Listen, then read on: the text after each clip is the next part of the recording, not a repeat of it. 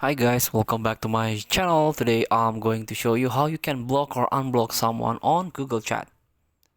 So if you have a chat for someone or from stranger or from annoyed a friend or even a scam, you can block it completely on Google Chat. Now let's open the Google Chat and search the person that you want to block. For example, this one. I don't know her. Maybe a scam. I don't know. All you have to do just tap on his name or her name, and you can block and report this person. You can tap on block and report.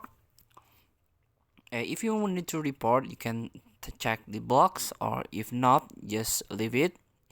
Tap the block button and you block Friday Ella. You block someone that want to scam you, for example.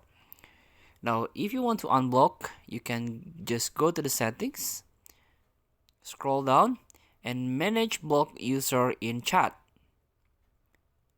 Here you can see all your block lists, see and manage the Google account that you have blocked. Blocking is supported on some, but not all. You can tap on her name and tap on cross button here. Now no user is currently blocked. So feel free to try. Thank you for watching. Don't forget to comment, like, and subscribe, and so click this button below. See you in the next video.